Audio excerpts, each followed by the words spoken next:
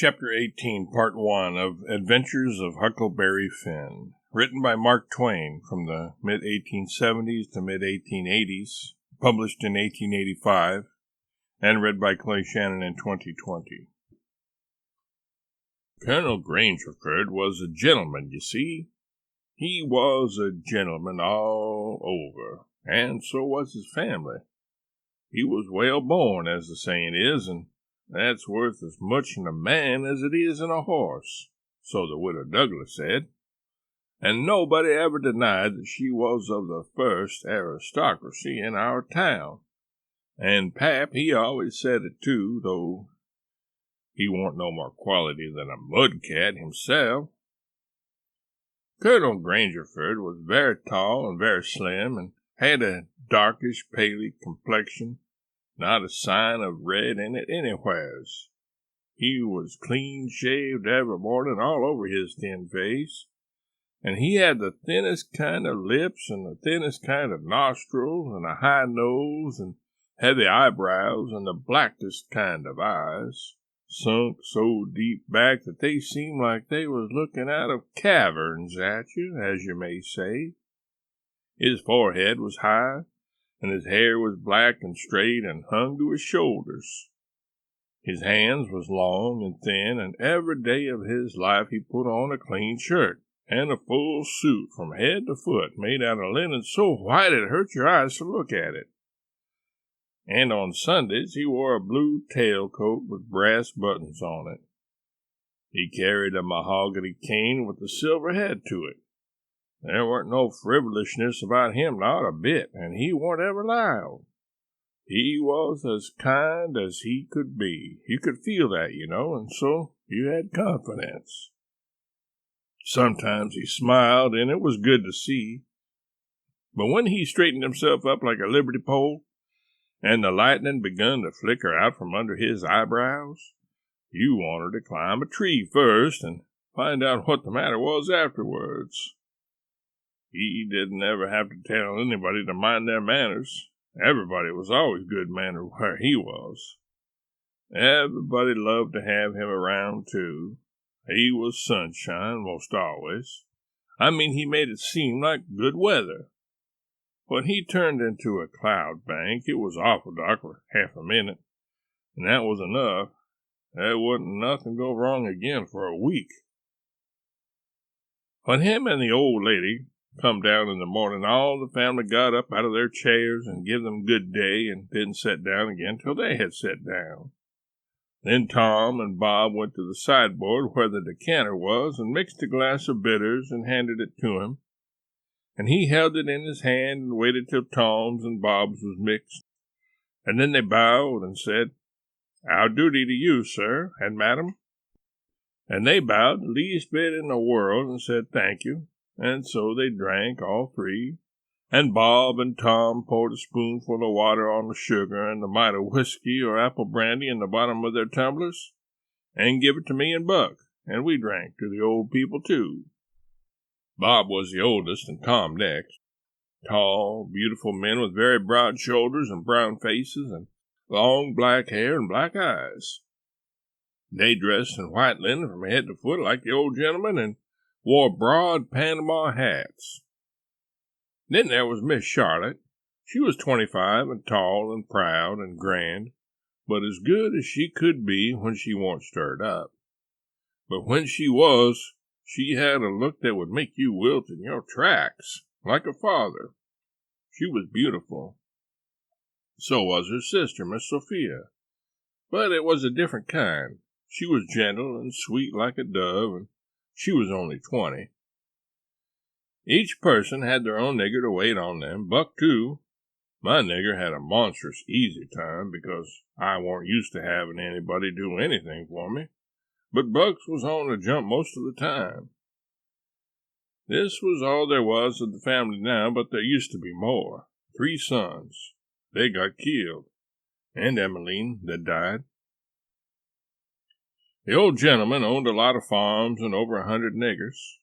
Sometimes a stack of people would come there horseback from 10 or 15 miles around and stay for 5 or 6 days, and have such junketings round about and on the river, and dances and picnics in the woods daytimes, and balls at the house nights. These people was mostly kinfolks of the family. The men brought their guns with them. It was a handsome lot of quality, I tell you. There was another clan of aristocracy around there, 5 or 6 families, mostly of the name of Shepherdson. They was as high-toned and well-born and rich and grand as the tribe of Grangerfords. The Shepherdsons and Grangerfords used the same steamboat landing, which was about 2 miles above our house. So sometimes when I went up there with a lot of our folks, I used to see a lot of the Shepherdsons there on their fine horses. One day, Buck and me was away out in the woods hunting and heard a horse coming. We was crossing the road. Buck says, "Quick, jump for the woods." We done it, and then peeped down the woods through the leaves. Pretty soon a splendid young man come galloping down the road, setting his horse easy and looking like a soldier. He had his gun across his pommel. I had seen him before. It was young Harney Shepherdson. I heard Buck's gun go off at my ear, and Harney's hat tumbled off from his head. He grabbed his gun and rode straight to the place where we was hid. But we didn't wait. We started through the woods on a run. The woods weren't thick, so I looked over my shoulder to dodge the bullet, and twice I seen Harney cover Buck with his gun, and then he rode away the way he come. Get his hat, I reckon, but I couldn't see. We never stopped running till we got home. The old gentleman's eyes blazed a minute. 'Twas pleasure mainly, I judged. Then his face sort of smoothed down, and he says, kind of gentle, "I don't like that shooting from behind a bush. Why didn't you step into the road, my boy?" "The Shepherdsons don't, Father. They always take advantage." Miss Charlotte, she held her head up like a queen while Buck was telling his tale, and her nostrils spread and her eyes snapped. The 2 young men looked dark but never said nothing. Miss Sophia, she turned pale, but the color come back when she found the man warn't hurt. Soon as I could get Buck down by the corn cribs under the trees by ourselves, I says, "Did you want to kill him, Buck?" "Well, I bet I did." "What did he do to you?" "Him? He never done nothing to me." "Well, then, what did you want to kill him for?" "Why, nothing. Only it's on account of the feud." "What's a feud?" "Why, where was you raised? Don't you know what a feud is?" "Never heard of it before. Tell me about it." "Well," says Buck, "a feud is this way. A man has a quarrel with another man and kills him. Then that other man's brother kills him. Then the other brothers on both sides goes for one another. Then the cousins chip in. And by everybody's killed off, and there ain't no more feud. But it's kind of slow and takes a long time." "Has this one been going on long, Buck?" "Well, I should reckon. It started 30 years ago, or somewheres along there. There was trouble about something, and then a lawsuit to settle it. And the suit went against one of the men, and so he up and shot the man that won the suit. Which you would naturally do, of course. Anybody would." "What was the trouble about, Buck? Land?" "I reckon maybe. I don't know." "Well, who done the shooting? Was it a Grangerford or a Shepherdson?" "Laws, how do I know? It was so long ago." "Don't anybody know?" "Oh, yes. Pa knows, I reckon. And some of the other old people. But they don't know now what the row was about in the first place." "Has there been many killed, Buck?" "Yeah. Right smart chance of funerals. But they don't always kill. Pa's got a few buckshot in him. But he don't mind it, 'cause he don't weigh much anyway. Bob's been carved up some with a bowie, and Tom's been hurt once or twice." "Has anybody been killed this year, Buck?" "Yeah. We got one and they got one. About 3 months ago, my cousin Bud, 14-year-old, was riding through the woods on the other side of the river, didn't have no weapon with him, which was blame foolishness, and in a lonesome place he hears a horse a-coming behind him and sees old Baldy Shepherdson a-linking after him with his gun in his hand and his white hair a-flying in the wind. And instead of jumping off and taking to the brush, Bud 'lowed he could outrun him. So they had it nip and tuck for 5 miles or more, the old man a-gaining all the time. So at last Bud said it warn't any use. So he stopped and faced around so as to have the bullet holes in front, and the old man he rode up and shot him down. But he didn't get much chance to enjoy his luck, for inside of a week our folks laid him out. I reckon that old man was a coward, Buck. I reckon he warn't a coward, not by a blame sight. There ain't a coward amongst them Shepherdsons, not a one. And there ain't no cowards amongst the Grangerfords either. Why, that old man kept up his end in a fight one day for half an hour against 3 Grangerfords and come out winner. They was all a horseback. He led off of his horse and got behind a little wood pile and kept his horse before him to stop the bullets.